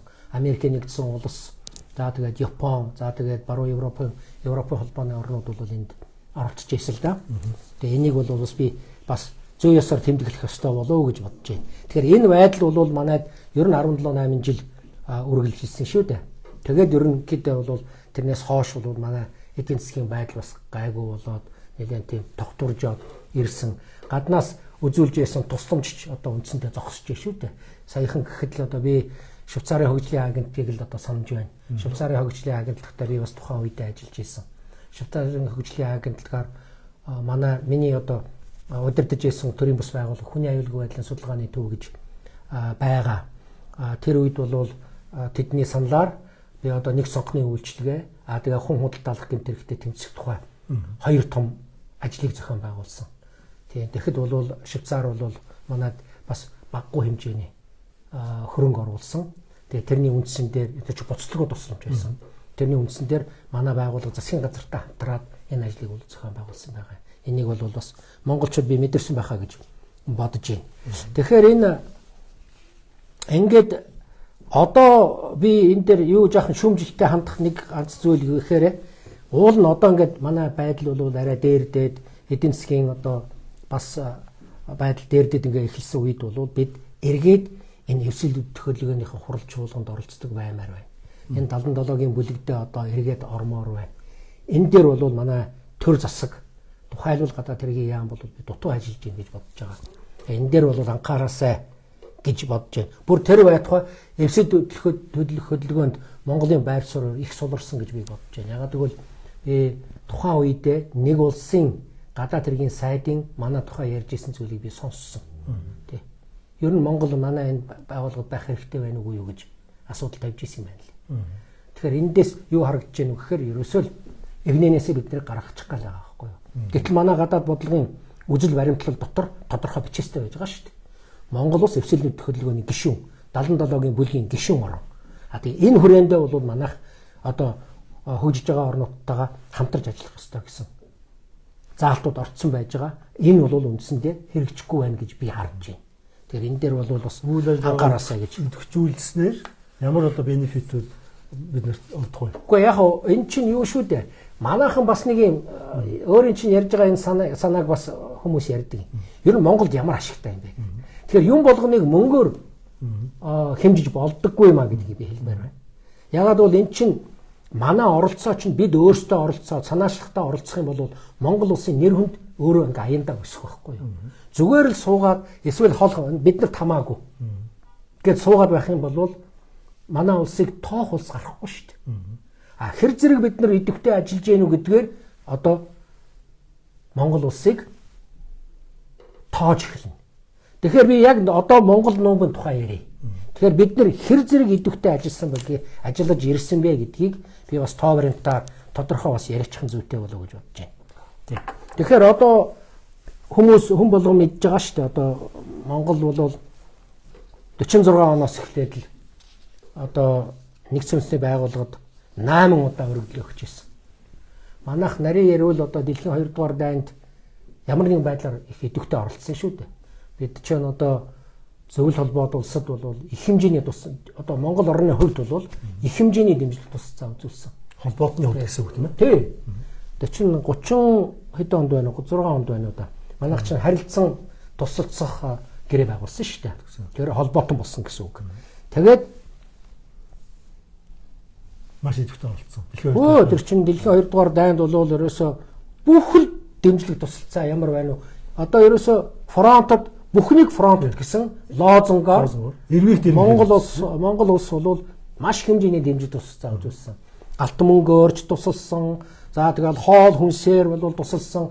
5 6 том одоо жишээлбэл одоо гадаргаар чинь тэр чинь адуумар зээрмэр гэл одоо ноос мос хоол одоо маш их би энэ тухай бол Бурятын телевизд их том ярилцлага өгсөн шүү дээ. Тэгээ тэндээ бол ерөөсөө бүр дэлхийн 2 дугаар дайны үед Монгол орон хэр зэрэг дэмжлэг тусалцаа үзүүлсэн бэ гэдгийг би бүр тоо баримттай гаргаж ярьж ирсэн. Одоо энийг ярих юм бол би их цаг авах байх гэж бодож байна. Тэгэхээр 61 оны 10 сарын 27-нд өөрөөр сая 27 гэдэг чинь 3-4 хоногийн өмнө. Монгол улс одоо нүүбийн одоо албан ёсны 101 гишүүнээр одоо сонгогдсон. Тэр үед одоо манай гадаад хэргийн тэргүүн сайд байсан. Биш ээ. Нэгдүгээр орлогч сайд байсан Цэвэг Мэдгай. Төлөв гишийн тэргүүн. Тэгээ манай одоо элчин сайд нар одоо Жаргал сайхан гай, Даш Цэрэнгай, Орсоогай, Дамдан доржгай, Ванчин доржгай гэсэн манай одоо төлөөлөгчд нүүбэд бол анх очиж ийсэн. Тэгээ Монгол улсаа төлөөлөөд тэгээд манай анхны одоо элчин сайд байнгын төлөөлөгч бол Жаргал сайхан гай байсан. Тэгээд манай улс 61 оноос хойш нэгдсэн үндэсний байгууллагад бас нэлээд идэвхтэй оролцож ирснийг ярих нь. Би одоо энэ тодорхой жишээгээр ярина. Гэхдээ эхлээд мэдээж хэрэг 61 онд ороод нөх олон тогтоол шийдвэр гаргах гал бид нар зүтгээд явсан юм бол байхгүй. Эхний нэг 13-4 жил 13-аас нэг 15 жил ер нь тийм идэвхтэй оролцож ирсэн. Гэхдээ гол нь үг хэлж за тогтоолд одоо хамтран зохиогчоор ордог тийм байдлаар оролцож ирсэн. 70-аад оноос тийм дундаас 70-аад оны сүүлчээс бол манайх энэ нэгдүгээр гадаад хэргийн яам маань одоо өндөр мэргэжилттэй боловсруучнаар бэхжиж ирсэн. Тийм. Тэгээд манай оролцоо бол илүү идэвхжиж сайн идэвхжиж ирсэн л дээ. Тэр энийг бол одоо би тоо жишээгээр баг хэлчих болох байх гэж бодож байна. 71-2 онд төгссөн. Би бол 70 онд анх очсон. Тэгэхдээ би 70 онд очихдоо төгс хангийн оюутан нүүбэд манайх гадаад яамны нэр дээр суралцж байсан учраас гадаадад өөрийнхөө тэр ярьдаг хэлээр нь хүмүүсийг явуулж, оюутнуудыг явуулж 6 сарын бэлтгэлд дадлагад явуулдаг байсан. Тэр маягаар намайг 70 онд анх явуулж байсан байна. Тэгээ 8 сард байна уу? Төгсөх курсын оюутан. Тэгээ төгсөх курсын оюутан гэдэг би явж исэн. Тэгэхдээ 6 сар биш Дөгөрсөн сайд манай байнгын төлөөлөгч байсан. Тэгээд он гармагц би ингээ буцах гэж яхад надад санал тавиад дахиад энэ дадлагаа 1 жилээр сунгахгүй юу гэд надад санал тавьсан. Тэгээ би зөвшөөрсөн. Тэгээд яг төвөөс чигүүрэг авсныхаа дагуу би тэнд 6 сар биш жил 6 сар. Үндсэндээ тэнд дадлага хийсэн гэсэн үг. Тэр үед эхэл 70 оноос эхлээл би ер нь 2004 оны хооронд Нүүбийн ерөнхий ассамблеийн чуулганд 28 удаа оролцсон байна лээ. Оюутан цагаасаа эхэлсэн гэсэн. Тэгээ оюутан цагаасаа эхэлсэн гэсэн үг. Тэгтэл ерөөсөө би надад ерөнхий ассамблеийн 1-р хороог хариуцуулсан. Тэгэл тэрнийгээ үргэлжлүүлээл би ерөнхий ассамблеийн 1-р хороогоо 28 жил хийгээд явсан гэсэн үг л. За энэ дээр нэг юм ганц юм хэлчихв. За нүүб гэдэг тэр том талбар одоо дэлхийн үйл явдлын ойгл болсон. Дипломат үйл ажиллагаа тийм. Тэнд бол одоо элчин сайдаар таажсан. Тэнд элчин сайд хийнэ гэдэг бол маш том алба тийм ээ. Одоо Америкаас гэхэд Америкийн нүүб дэх элчин сайд бол танхимын гишүүн байдаг. Засгийн газрын гишүүн байдаг. Зөв. За миний мэдж байгаагаар танаас цорын ганц сайд шүү дээ тэнд. Тэнд цорын засгийн газрын гишүүн байдаг тийм. Бас танаас сонсон санагдаж байна. Оросын зөвлөлтийн гадаад хэргийн 1-р орлогч нь нүүб давхар. Тий, одоо жишээ нь намайг очиход Яков Малик гэж мундаг хүн байсан. Олон жил тэнд элчин сайдаар ажилласан. Тэр хүн бол байнгын төлөөлөгч байгаад зогсохгүй гадаад яамны 1-р орлогч байсан. Өөрөөр хэлбэл тэр хүний ач холбогдлыг зөвхөн цуг дэш нь өсгөж байгаа биз? Тий. Тэгэхэд нүүбд суугаа байнгын төлөөлөгч Вашингтонд суугаа элчин сайдаас толгой дээгүүр байсан. Тэгэхэд Вашингтонд сууж ирсэн элчин сайд Добрынин гэж мундаг хүн байсан. Маш сайхан ном бичиж гаргасан. Тэр хүнд тухайн үедээ буцаад ирэхэд нь чи 24 жил Америкт элчин сайд байсан хүн шүү дээ. 24 жил. Тэр одоо үед одоо зөвлөл холбоод улс Америк нэгдсэн улстай хоёр талын том гэрээнүүдийг байгуулахад тэр хүний оруулсан хувь нэмэр бол маш их гэж байгаа юм. Тийм ч учраас гадаад явдлын яамны цорын ганц хүн социалист хөдөлмөрийн баатар байсан байна. Добрынин гоо. Тийм байсан. Тэгээд жишээ нь нутагтаа буцаж ирээд мань хүний гадаад хэргийн сайдаар ажиллаач гэж санал тавьсан юм байна лээ. Өөрөө зөвшөөрөөгүй. Тэгээд тэр чинь намын төв хороондоо гадаад харилцааг хариуцж байсан. Тодорхой хугацаанд ажиллаж байгаа л тэгэл үндсэндээ Оросд зөвлөлт холбоот улсад том өөрчлөлтүүд гараад л Горбачов гарч ирээл тэгэл ерөөсөө коммунист нам гэдэг чинь ерөөсөө үндсэндээ тэгэл татан буугдаагүй. Гэхдээ олон намууд бий болсон.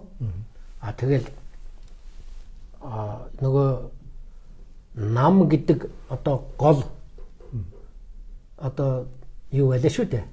Одоо төрийн хамгийн дээд юу чинь нам л байлаа шүү дээ тухайн үед. Тэр нь бол байхгүй болсон. Тэгэл одоо Горбачов чинь нөгөө өөрчлөлт байгуулалт, ил тод байдал гэж одоо өөрийн том зарчмууд гаргаж ирсэн шүү дээ. Тэгэл том өөрчлөлтүүд гарч ирсэн л дээ.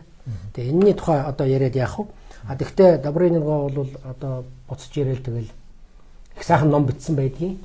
Тэгээ үнэхээр тэр номыг уншихад бол ерөөсөө яаж Америктэй бол гэрээ хэлцээрүүд байгуулж байсан тухайга маш их тодорхой бичсэн байдгийн. Тэрийг уншихад бол их сонирхолтой ном байдгийн байна лээ. За ингээд цааш нь ингээ өргөжлүүлээд ярихад манай улс маань ер нь хэр зэрэг идэвхтэй ажиллаваа гэж. Тэгэхээр бол дараа 70-аад оны дунд үеэс байна уу да ер нь манай өмнөх орооцоо их идэвхжиж ирсэн. Тэгэхээр манайх ерөөсөө нийтдээ ингээд манайхан юу тоо баримт гаргасан байна лээ. Монголын төлөөлөгчд нэгдсэн үндэсний байгууллагад 90 гаруй тогтоол батлуулсан байна лээ. Их олон асуудлаар. Тэгэхээр энэ бол яг тухайн орн хэр зэрэг идэвхтэй оролцож яах гэдгээр харагддаг байхгүй юу? Тэр тогтоол батлуулна гэдэг чинь хамаргүй ажил байдаг байхгүй юу? Тэгэхээр одоо жишээ нь би хэл л да одоо манай зэвсэг хураах 7 хоног гэж. Нүүб байгуулагдсан өдрөөс үргэлжлээд 7 хоногийн хугацаанд ерөөсөө зэвсэг хураах асуудлыг дэлхийд даяар сурталчилъя гэсэн ийм заалтыг 78 онд Нүүбийн ерөнхий ассамблеийн тусгай чуулган хуралдаж ирсэн зэвсэг хураах асуудлаар. Тэрэн дээр Монголын төлөөлөгчд энэ саналыг оруулаад батлуулж ирсэн байхгүй юу. За энийг батлуулсан хүн нь Должин Цэрэн гэж хүн байгаа. Одоо надтай хамт ажиллаж байсан, бид хоёр хамт их олон жил ажилласан хоёр. Должин Цэрэн бол ийм сайхан санаачлаг гаргаад батлуулж ирсэн. Бурхан болцсон тийм. Одоо бурхан болсон л да 10 сарын хэдэн жилийн өмнө бурхан болсон. Тэгээд энэ Должин Цэрэн маань бол үнэхээр их идэвхтэй хөдөлмөрч хүн байсан. Хөдөлмөрч хүн байсан. Тань мохоо байна. Тийм үү. Тэгээд тэр чинь одоо бүр маний хүн чинь бүр 2 дугаар хороо нөгөө эдийн засгийн асуудал хариуцлах 2 дугаар хорооны орлогч даргаарч ажиллаж исэн санагдаж байна. Хожим Японд сууж исэн шүү дээ. Японд элчин сайдаар ажиллаж байсан. Тий. Ийм хүн байгаа юм. Тэгэхээр Должин Цэрэн бол одоо үнэхээр ийм сайхан санаачлаг гаргаж ирсэн. За дээр нь манай Нямдоо гэж элчин сайд байна. Одоо Америкт сууж исэн анхны элчин сайд. Тий. Нүүбэд бас элчин сайд байсан. За Нямдоогоо бол гадаад яамд бол юу гэр хэлсэн дараагаар их олон жил ажилласан. Гэргийн Навчаага гэд хүн байсан. Одоо маш их мундаг мэдлэгтэй. Одоо манай гадаад бодлогын боловсруулах манай гадаад яамны баримт бичиг боловсруулах төлөвлөлтийг зохион байгуулах газрын дараагаар ажиллаж байсан. Хоёулаа газар хэлцээний дарга байсан. Хоёулаа. Нэг айлын гэрүүл хоёулаа хэлцээний дарга байсан. Үнэхээр их чадварлаг эмэгтэй байсан Навчаага тий.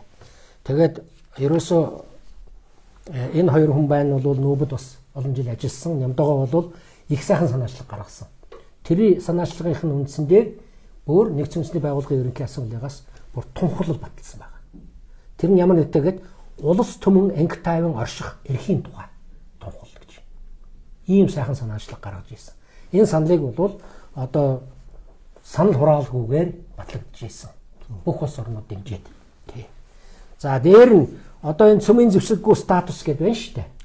За 92 онд та нар мэдж байгаа бах Монгол улсын ерөнхийлөгч Очир Батгай нэгдсэн үндэсний байгууллагад хуралд оролцохдоо Монгол улсын нутаг дэвсгэрийг цөмийн зэвсэггүй бүс болгож зарласан. Тэгээд дараа нь хууль дүрмээ баталсан. За энэ юугаар онцлог вэ гэхээр нэг улсын нутаг дэвсгэрийг цөмийн зэвсэггүй бүс болгож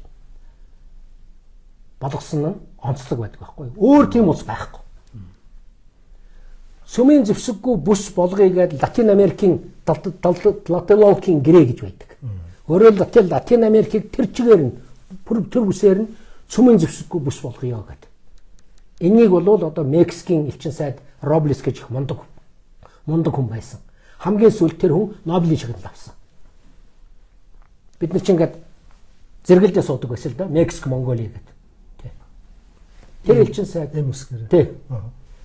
Тэгээд тэр мундаг хүн байсан үнэхээр. Тэгээд тэр Тлателолкийн гэрээг батлуулсан. Дээр нь энэ чинь байна шүү дээ.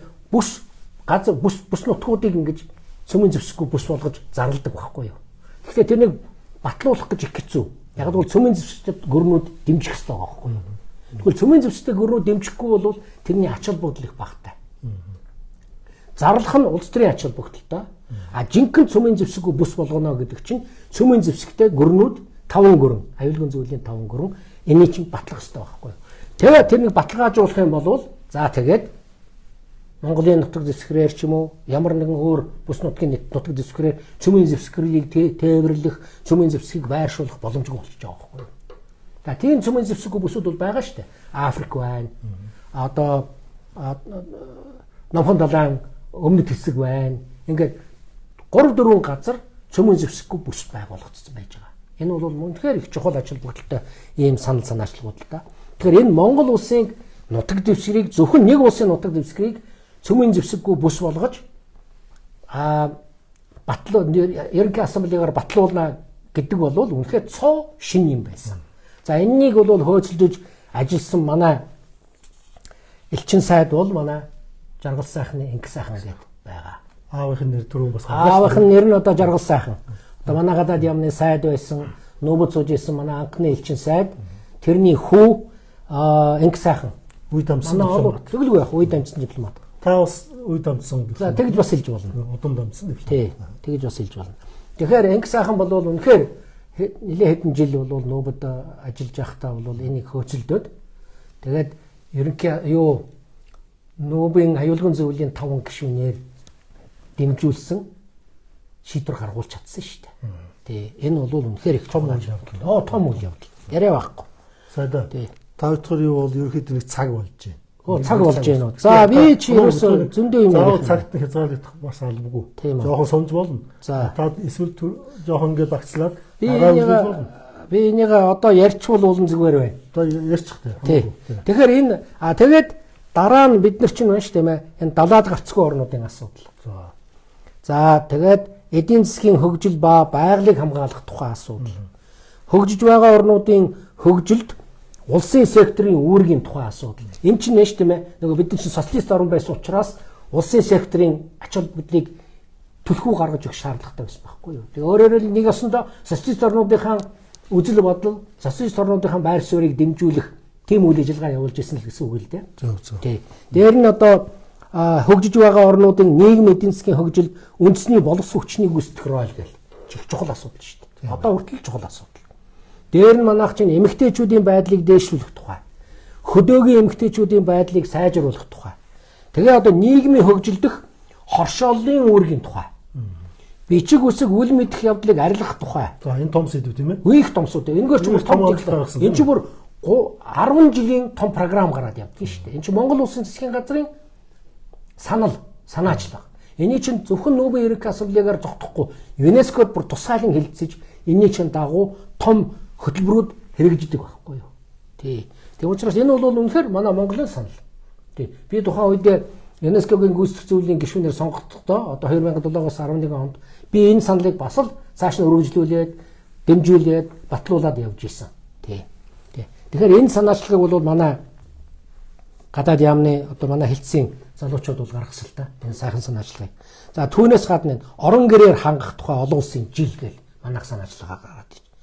За тэгээ хамгийн сүүлд одоо Монгол улсын ерөнхийлөгч Хөрсөхийн сайхан санаачлага байж байна. Тэр бум мод тарих санаачлаг гэж байна. Энэ чинь бол одоо тэгэл улс орнуудын анхаарал татж байгаа байхгүй юу.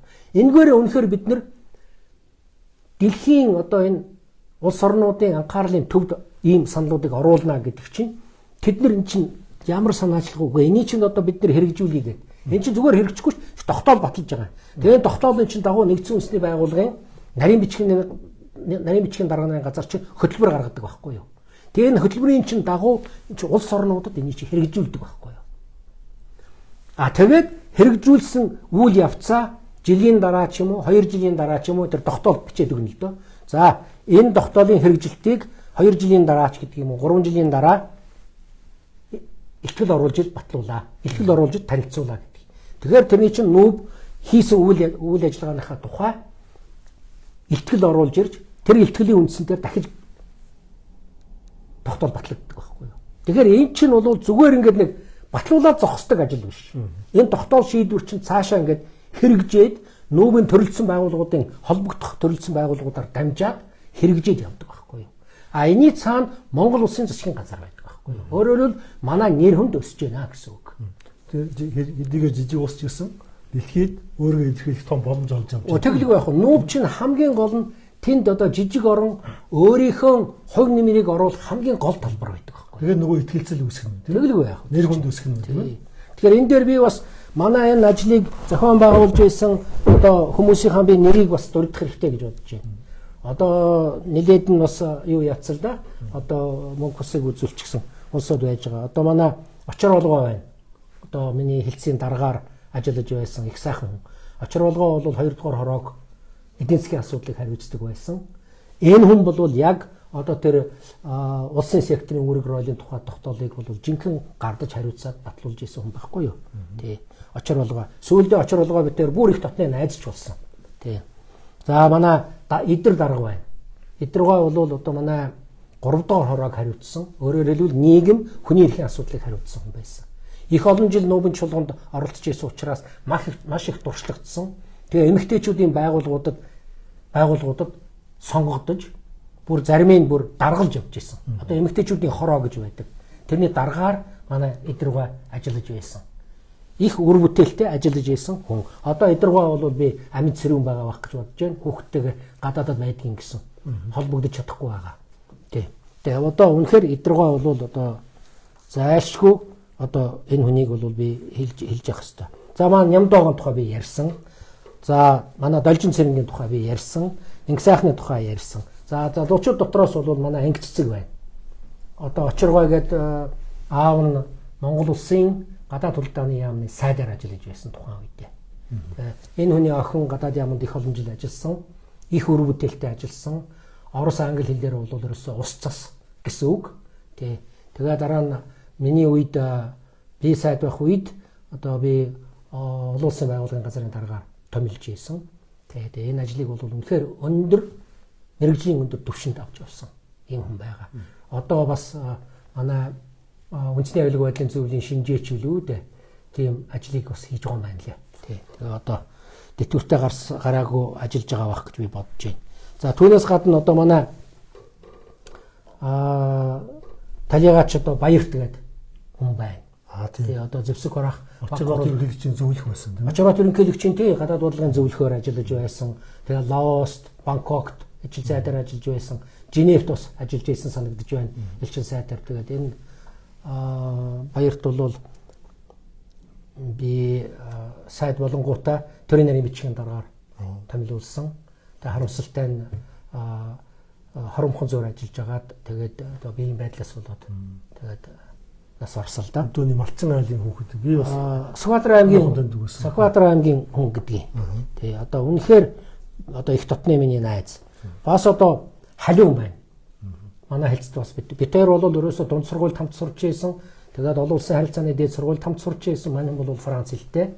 Тэгээд Франц хэлтэй учраас бол Женевт дадлага хийж ийсэн. Женевт бол олон жил ажилласан. Тэгээд зэвсэг харах асуудлыг хариуцж ийсэн. Жинхэнэ одоо мэрэгжлийн хүн бол халиун байсан. За тэгээд Чонкрыг би бас дурдах хэрэгтэй. Элчин сайд Чонкор ч бол Америкт элчин сайд байсан. Өөр чи хаана нөлөөд байваз би одоо сайн санахгүй байна. Манай гадаад яамны тэргүүнд эд сайдаар ажиллаж байсан. Тэгээ одоо манай мэрэгжлийн одоо сайн дипломатуудын нэг. Шүлэг зохиол бас бичнэ. Шүлэг зохиол бичнэ. Шекспирийг орчуулдаг хүн шүү дээ. Тий. Би бол Шекспирийг уншаад ойлгохгүй. Энэ хүн бол одоо Шекспирийг монгол хэлний орчуулчихсан хүн байгаа. Тий. Тэгээд бас талигач өмжөв байна.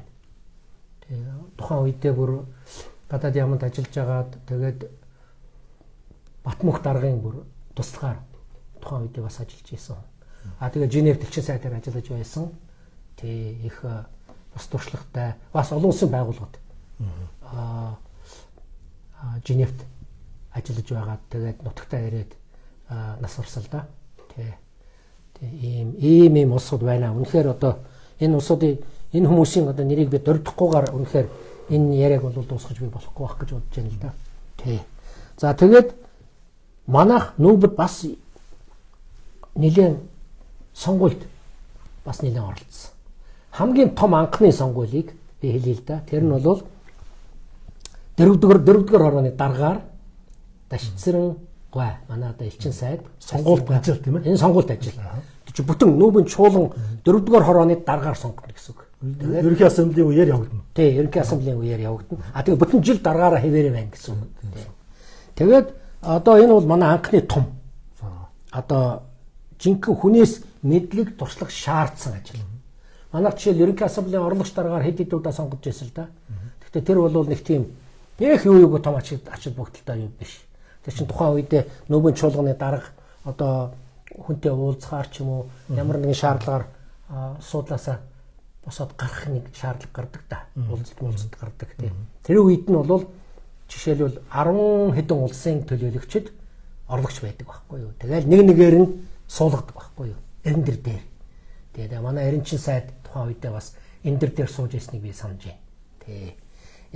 Гэхдээ энэ бол тийм байнга суугаад ажиллаад идэг ажил биш. Тэгээд дараа нь бол манайх том сонгуульд оролцсон л доо. Одоо 1-р хорооны дарга. За тэгээд 3-р хорооны дарга. 1-р хороо чинь хамгийн гол хороо. элчин сайдны хороо гэд нэртэй. Тэр нь бол одоо улс төр аюулгүй байдлын асуудлыг хэлцдэг, зэвсэг гаргах нэр хэлцдэг.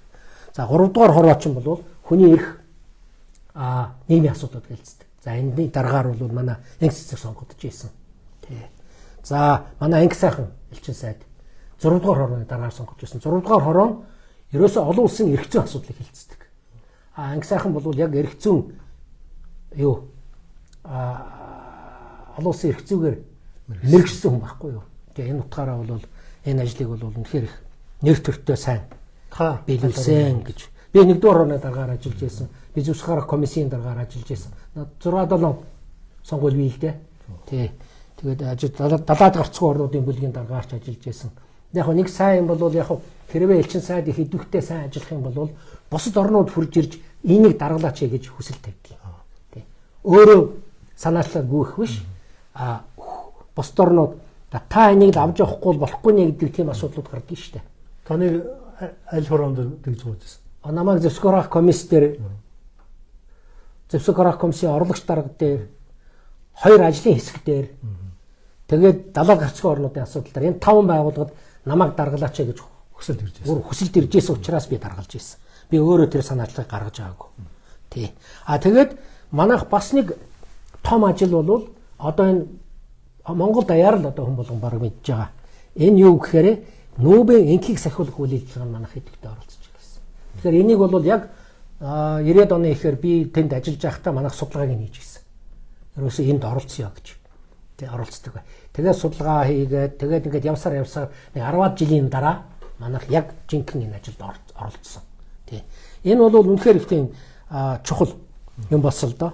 Энд чинь одоо 90-ад оны ихээр л бид нар энэ саналыг ингээл тавиал ер нь далаад энэ энхийг сахиулах хүчинд чинь оролцоход одоо хууль эрх зүйн бүх бичиг баримтуудыг судалж үзэн одоо ингээд цэрэг амиа алдаа гэхэд яах вэ? Ийм асуудал гарна шүү дээ.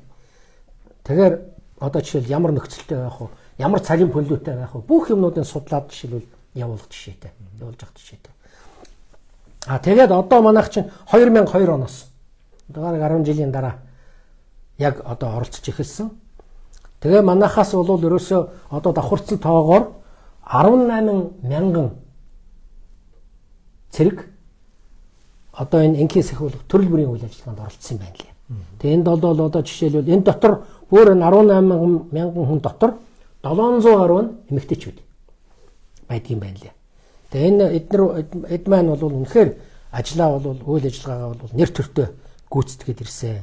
Тэгэхээр энэ ямар орнуудад очсон манайх оролцсон бэ гэхээр одоо жишээл Өмнөд Судан байна, Афганистан байна, Йемен байна, Баруун Сахар байна, Ардчилсан Конго гэл энэ улсуудад манай одоо зэвсэгт хүчин нүүбийн шийдвэрээр явж байгаа. Нүүбийн шийдвэрээр ингээ оролцож байгаа. Энэ нэр төртөө одоо энэ ажилд оролцож байгаа нь бол үнэхээр нэгдсэн үндэсний байгууллагад Монгол улсаас оруулж байгаа жинхэнэ бодит одоо хувь нэмэр гэж одоо хэлэх зүйтэй байна. Тэгэлгүй яах вэ? Тэгээд дээр нь нэгдсэн үндэсний байгууллага чинь бас Монгол улсад баггүй хэмжээний тусламж үзүүлсэн.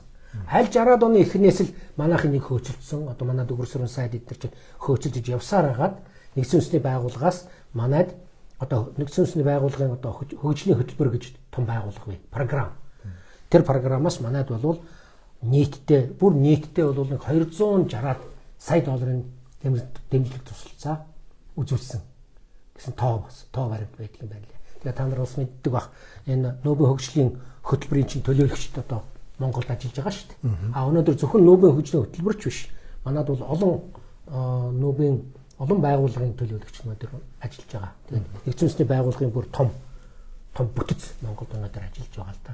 Тэгэхээр Монгол нүүбийн хамтын ажиллагааг үргэлжлүүлээд явж байгаа. Энэ бол манай улсын нүүбдэх байр суурь бол чамлахааргүй юм байна. Чамлахааргүй. Харин сүүлийн үед яг одоо бол жаахан юу яасан л да. Энэ уламжлал баг зэрэг алдагдсан. Тий. Шинээр одоо хүмүүс орж ирж байна. Тэгээд манайхан бол энэ төрийн байгууллагад бас энэ ахмадуудаасаа бас сайн ахмадуудаасаа авч үлддэг байх хэрэгтэй л дээ. Уг нь бол зүгээр миний бодлоор одоо альва төрийн байгууллагад ажиллаж байгаа хүмүүс бол энэ ахмад үе, залуу үе, дунд үе гэдээ заавал байх ёстой гэж би боддог. Тэгэхдээ хамгийн гол одоо суур нь бол дунд үе байх хэвээр. Тэр нь одоо гадаад яамандаа бол 10 гаруй жил яамандаа 10 гаруй жил ажиллажсэн. Одоо нуруунд дээр бүх ажлыг үүрээд явж байгаа нэг хэсэг байх хэвээр. Тэр нэг бодвол нэг 50-60% байх хэвээр гэж юу боддгийг. Тэгээ залуучууд бол нэг 20% байх хэрэгтэй. Ингээд залгамжлаад гарч ирэх залуучууд бэлдэх хэвээр. Чухал. Тий. Дээр нэг 10-аас 15% нь ахмадууд байх хэвээр. Гэхдээ мэдээж хэрэг сайн өөрөөр хэлбэл дуршлагтай мундаг сайн улсуудаа авч үлдэх хэрэгтэй л дээ. Тэд нар чинь нөгөө institutional memory гэж байдаг. Тэд нар чинь одоо 20-30 жилийн мэдлэг толгойд байж идэг байхгүй. Энийг ашиглах хэрэгтэй байхгүй. Үгүй юм а гэхэд наацах нь одоо энэ яамдууд чинь одоо энэ ахмад улсуудаа урддаг. Тэгээ байн тэднээс санаа оноог нь авдаг байх хэрэгтэй байхгүй. Зарим яамдууд энэ чиглэлээр ажилддаг юм байна лээ би мэдэж байна. Зарим яамдууд бол жаахан таархан байдаг юм байна лээ гэсэн. Надад тэгвэл би дүгнэлтэнд өрсөн. Тэгэхээр энэ дээр бол ерөөсөө бүх яамдад тийм байх хэрэгтэй. Тий. Тэгэхээр өөрөөр хэлбэл одоо би тухайн үедээ бүр их тодорхой мэдэж байна. Зарим яамдуудад тодорхой үүрэг даалгавар үндэсний аюулгүй байдлын зөвлөлөөс өгөгдөж ирсэн. Тэрэн дээр би өөрөө оролцож ирсэн учраас би мэдэж байна. Тэгэхэд манай яамдууд ямар хариу өгч ийн вэ гэхээр би яамдын нэрийг хэлмээгүй байна. Яагаад гэвэл эвгүй. Юу гэж хэлж ирсэн гэхээр би байгаагүй юм чинь би тэр үеийн юмыг мэдэхгүй гэж сууж ах жишээтэй. Ийм л яриатай өнөөдөр залуучууд байна. Ийм байж болохгүй байхгүй юу? Бид нар анх нүүбд одоо гадаад яамд ажилд орохдоо бол архивын бүх материалыг бид өөрсдөө янзлсан шүү дээ. Бид өөрсдөө янзлаа зогсохгүй тэрний чинь бүгдийг уншиж байгаа байхгүй юу? Тэгэхээр эн чинь одоо би түрүү ярьж байсан одоо ингээл Маршал Чаулсангийн гаруй хэсэгтээ нүүбд өгчээсэн анхны одоо өргөдлөг байж байна. Энэнтэй адилхан яагаад архивын материалуудыг залуучууд өнөөдөр үздэггүй юм бэ? Өнөөдөр энэ яаманд ажиллаж байгаа зорилгоо ойлгодоггүй. Байгууллага төлөөлж байгаа, институт төлөөлж байгаа гэдэг бодох юм. Дээр нь тэр байгууллагын ажлыг ойлгож авъя гэсэн бодлого. Энд би нэг төр байгаа. Бошуухан тэгээ эндээс нэг ингээд шат ахаад явчих юмсан. Эсвэл бошуухан нэг сайд болчих юмсан. Гэсэл юм толгойд нь эргэлдэж идэг юм шиг байна. Тэгэхээр энээсээ бол бид нар салахгүй бол төрийн байгууллагын чадамж дээш нь гэж байхгүй гэдгийг шулуухан хэлж байна. За хамгийн сүүлд нь би энд юу хэлчихье л да. Хоёрхан зүйл байна. Манайд бол нүүбийн ерөнхий нарийн бичгийн дараа 5 хүн албан ёсны айлчил хийсэн. Анхных нь бол одоо 70-аад оны ихээр Курт Вальдхайм манайд ирсэн. Дараа нь Перестикойл ирсэн. За энэ Курт Вальдхайм бол Австрийн хүн байсан. Ер нь гол төлөв ерөнхий нарийн бичгийн дараагаар Төвийг Саксын орны төлөөлөгчийг баталдаг байсан байхгүй юу? Тий. Энэ Вальдхайм. За тэгээд Перестикойл Перугийн. За Кофи Аннан гээд Гааны төлөөлөгч. Энэ Кофи Аннан бол нүүбд их олон жил өмнө нь ажилласан, нүүбийн ерөнхий нарийн бичгийн орлогчоор ажиллаж байсан учраас маш их туршлагатай мундаг хүн байсан. Тий. За тэгээд дараа нь Бан Ки Мун гээд өмнөд Солонгосын гадаад яамны орлогч цаад. За тэгээ хамгийн сүүлд нь Антонио Гутиереш гээд Португалийн байсан. Тий. Бүгдээрээ манайд албан ёсны айлчил хийсэн улсууд. За тэгээд хамгийн сүүлд нь би нэг зүйл ярив. Энэ бол нүүбд өгсөн бэлгэний тухай. Энийг бас монголчууд сонирхож магадгүй гэдэг утгаа. Тэгэхээр энэ нүүбд ямар бэлэг өгөх вэ гэж үнэхээр зөндөө бид нар бодож ирсэн. Бүр тэр байтугай одоо манай залуучууд одоо Монгол грек одоо жишээлбэл ингээд макет хийгээд одоо жишээл бэлгэлийн барилгээд ярьдаг лээс л да. Тэгэхээр эн чинь нэлээд олон жил яригдж байгаад тэгэхээр хамгийн сүүлд юун дээр тохирсон гэхээр ерөөсөө алтан гэрэгийг бэлгийе гэж. Өмнө нэг гэрэгээ бэлдсэн байсан л да 90-ад оны ихээр. Очрот ерөнхийлөгч нүүбд ирэхэд тэрнийг манайхан авчирсан байсан. Гэхдээ тэр бол үнэхээр хийцийн хувьд бол надад таалагддаг. Дараа нь би сонсоход тэр чин дотроо туглаг гадна талаар нь мөнгөлсөн гэж би ойлгоцсон. Гэхдээ би яг тэрнийг мэдэхгүй би өөрөө тэрнийг яаж байгаагүй. Надад бол тэр тухайн үед бол тэгж мэдээлсэн. Тэгээд дээр нь тэр хайрцаг нь бол их таарах юмар хийсэн байсан. Би тэгээд тэрний ерөнхийлөгчд үзүүлээд би ийм юм өхийг бол яавч зөвшөөрөх боломжгүй гэж хэлээд тэрнийг буцааж ийсэн. Тэ. Ягаад гэвэл энийг хийсэн хүн дараа нь ярилцлага өгсөн юм байна лээ. Тэгээ Эрдэнэ чулуун сайд яагаад өгөөгүй юм бол доо гэд асуулт гаргаж ийн лээ. Тийм учраас энд би хариулт болгоод хэлчихье. Ингээд би өгүүлээгүй юм шүү гэж. Тэ. Тэгээд тэрний чинь дараа зөндөө бид нар бодно шүү дээ. Энэ чинь бас ямар сайхан бэлэг өгөх вэ? Ягаад гэвэл энэ чинь зүгээр нэг юм өгж болохгүй байхгүй юу? Энэ чинь олон жилийн туршид улс орнууд чинь тэрний чинь үзнэ. Тэгээд төрийн тэргүүнээр тэрний чинь өгүүлэх хэрэгтэй. Төрийн тэргүүнээр өгүүлсэн нөхцөлд тэрнийг нүүбийн заалны ойролцоо 2 дугаар давхарт байрлуулдаг байхгүй юу? Жишээл гадаад яамны сайд юм уу доод илүү одоо зүгээр доогоор албан тушаалтаа усад бэлгэлэх юм бол 2 давхар тавихгүй.